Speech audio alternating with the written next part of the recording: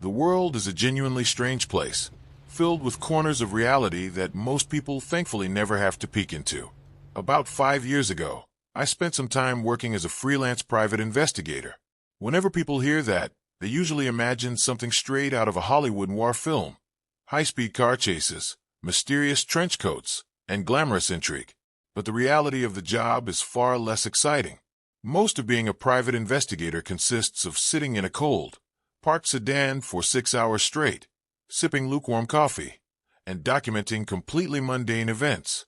Television and movies tend to exaggerate it to a ridiculous degree. During my brief career as a PI, I didn't uncover any world-ending secrets or massive political conspiracies. But there was one specific case that stayed with me long after I handed in my credentials, a case that truly demonstrated just how twisted, obsessive, and deeply unhinged the human mind can become. To protect the privacy of the woman involved in this terrifying ordeal, I'll refer to her as Sue. I met Sue roughly 6 months into my freelancing career. She was a young, brilliant, and remarkably confident woman who ran her own small business. Her company was rapidly growing, and I admired her drive almost instantly. Sue was someone who had started with practically nothing, building her entire brand from the ground up through sheer willpower and late nights. When she first launched the business, she gathered a small pool of independent investors to help finance her vision. One of those investors was an acquaintance of hers named Steve. At first, Sue had adamantly refused to accept any financial backing from Steve. She held a firm rule against mixing business with personal relationships. They had gone on a couple of casual dates years prior, but both had quickly realized they worked much better strictly as friends. She had known Steve for several years. They originally met at a popular downtown bar where Sue worked as a bartender while puttering through college, and Steve was one of her frequent regulars.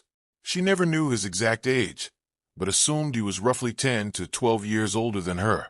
According to Sue and several former co-workers who remembered him, Steve was the kind of guy who went out of his way to project an aura of extreme wealth. He drove a flashy, immaculate red sports car, always dressed in tailored business suits as if he were constantly on his way to an executive board meeting, and was always the first person at the counter to whip out his leather wallet and buy rounds for the entire room. Whenever Steve sat at her bar, Sue would candidly share her dreams of starting her own company. Steve offered to fund her daily, insisting that money was no object, but Sue consistently turned him down. Eventually, however, Sue hit a financial wall. Her existing investors couldn't offer any more capital. Her savings were completely drained, and her startup was on the verge of collapsing before it could even officially launch. She never wanted to take money from a friend, but Steve was quite literally her last hope to make her dream a reality. Desperate, she finally caved in and accepted his investment. She was about to learn the hard way why you should never make financial deals with friends, especially friends with whom you share even a brief romantic history. Almost immediately after handing over the money, Steve's demeanor shifted entirely. The friendly, generous persona vanished, replaced by an intensely controlling and mentally abusive monster. Sue showed me the save call logs and text messages from that period, and it was horrifying. The guy called her nonstop, 24 hours a day, blowing up her phone with demands, accusations, and bizarre threats. Sue felt completely trapped. She was terrified to change her number or involve law enforcement because she felt an overwhelming sense of guilt overtaking his money. Things escalated drastically whenever Sue tried to date or move on with her life. Steve somehow always knew where she was, appearing out of nowhere to harass and intimidate any man seen in her presence. One evening, Sue went out for drinks at a dimly lit lounge with a guy she had been seeing for a few weeks. Steve followed them inside. The moment Steve witnessed the man put his arm comfortably around Sue's shoulder at the booth, he walked straight up to the table, pulled the man out of his seat, and violently punched him in the face, knocking him cold onto the floor. Incredibly, no criminal charges were ever filed against Steve. Sue believed it was because he used his apparent wealth to settle the matter out of court, though I could never confirm that detail. For months, this campaign of psychological terror continued. Sue was suffocating. She had poured her heart, soul, and every penny into her business, but her life was becoming a living nightmare. She began suspecting that Steve was actively stalking her home at night. She would wake up in the dead of night, freezing in terror, hearing the distinct sound of soft footsteps slowly pacing around the perimeter of her bedroom window outside. That relentless paranoia crippled her ability to function. Everywhere she drove, to the grocery store, to her office, to the bank, she would spot what she believed was his red truck idling in the distance, watching her. And then, with zero notice, Steve completely vanished. The constant phone calls stopped dead in their tracks. The red truck was no longer parked down the street from her office. The nocturnal footsteps outside her window ceased entirely.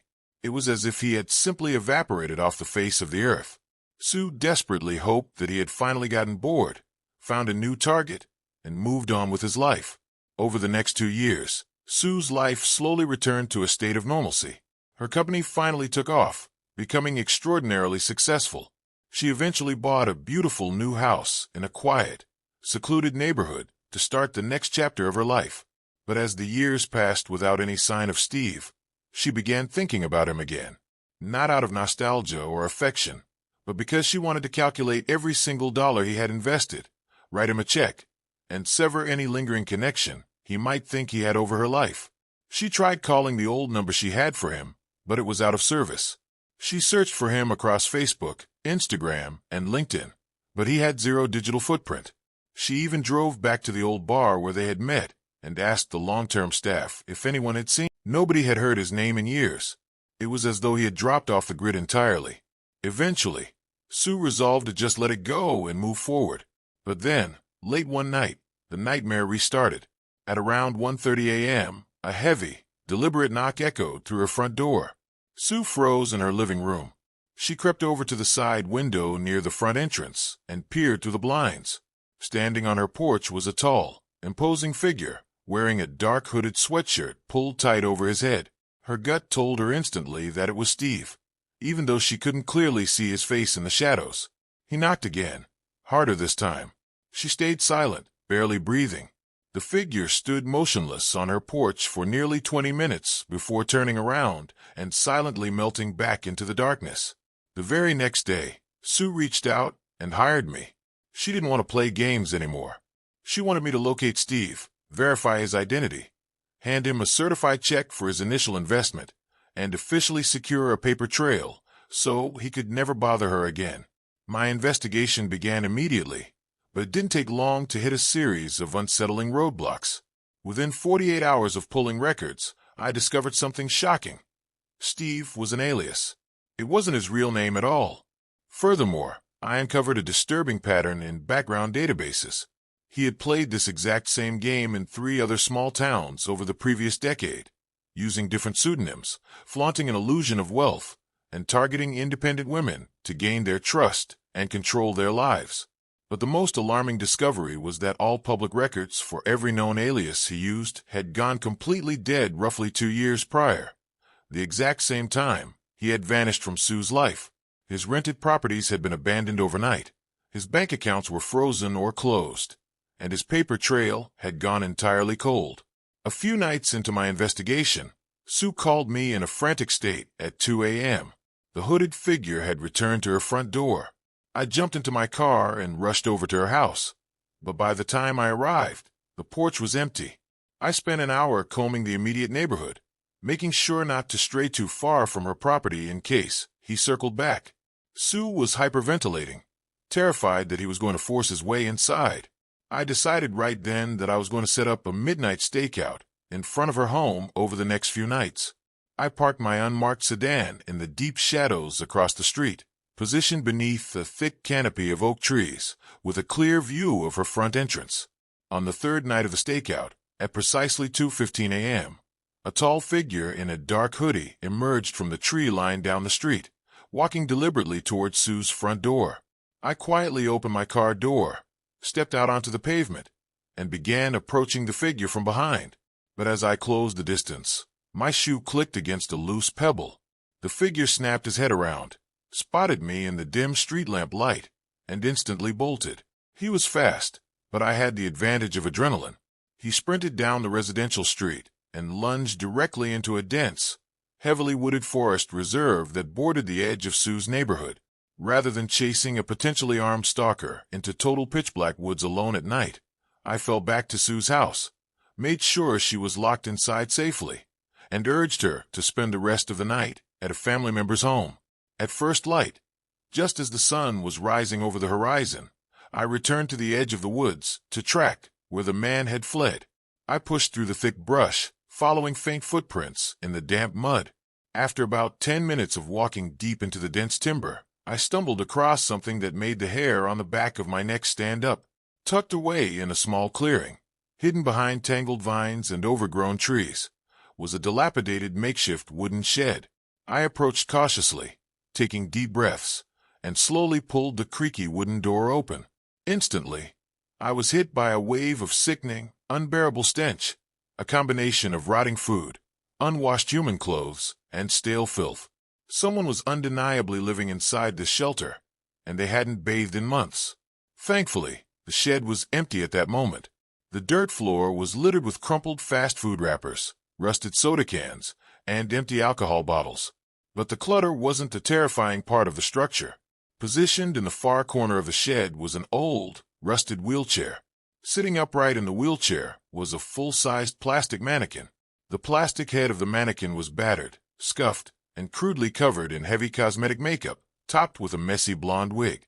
Resting flat in the mannequin's lap was a faded, framed photograph of Sue and Steve, taken at the bar years ago. It was a sick, twisted, real-life shrine meant to represent Sue. I immediately pulled out my phone, dialed the police, gave them my precise GPS coordinates, and explained the situation. A pair of patrol officers met me at the trailing 10 minutes later and walked back to the clearing.